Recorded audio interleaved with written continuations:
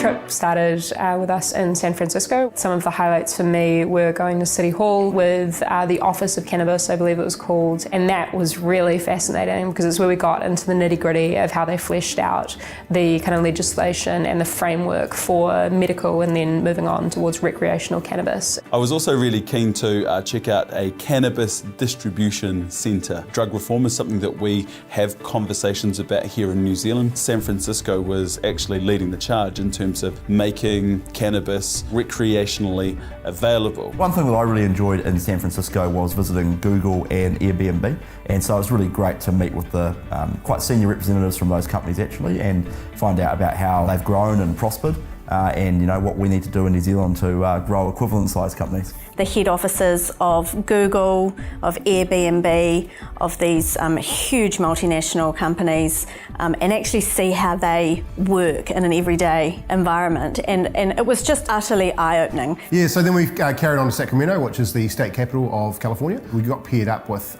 state senators. And so I started out with Anthony Canella in the morning, who is a Republican. Senator Ben Allen, state senator, we were partnered with him, and look, I've got to say, was the highlight of the trip for me.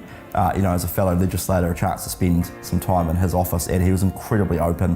What was really interesting to me, and I know you found this too, Andrew, is that the work of even a Californian state senator, very similar to the work of an MP in New Zealand. So really, really awesome day, and just sort of made me feel quite good actually about what we do down here, to be honest. I got paired up in Sacramento with the Honourable Senator Ricardo Lara. He is the chair of their LGBT caucus. As the son of two people that were undocumented, he was able to provide real insight into how their community works and how they fight for change and the kinds of things that he does to help them fight for change. I was following Senator Holly Mitchell and watched her thrashing out a piece of legislation and submissions from the general public on something to do with trade unions' ability to employ ex-prisoners. I was able to shadow a chief of staff for the day, so the lobbying day in a state senator's office is one day a fortnight, for example, and there are 15-minute slots. What that does in terms of productivity and time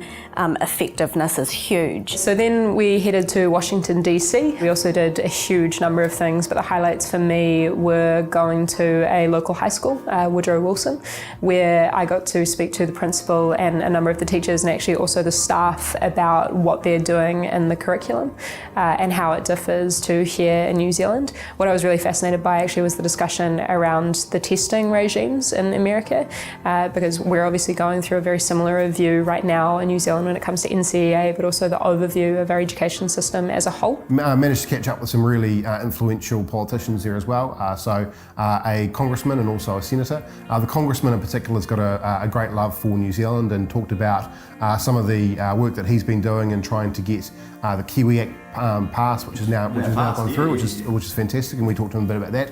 Also spoke to the senator about that as well. I got to live out a bit of a fantasy from my student politics days, when I used to watch The West Wing a lot. So we did one of those sort of corridor walk and talks, which The West Wing made famous. So we got to meet Representative Daryl Iso, which Andrew says is a very staunch friend of New Zealand. He was running late for the House. He had to go onto the floor of the House for a vote.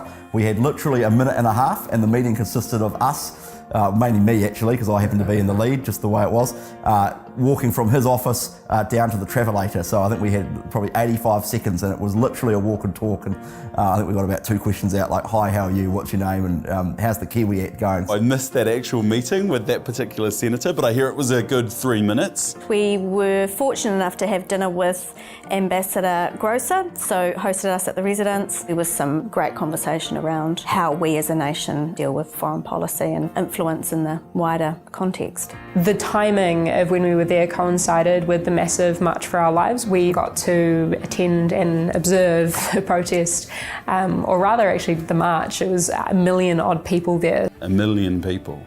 That's like, it just blows your mind. It was off the back of the shooting that had happened in one of the primary schools.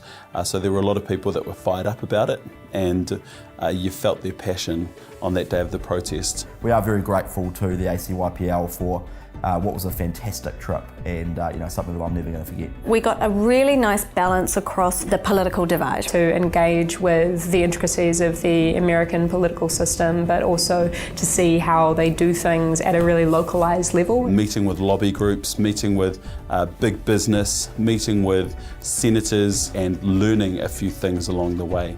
And that's something that I've come back a wee bit richer for.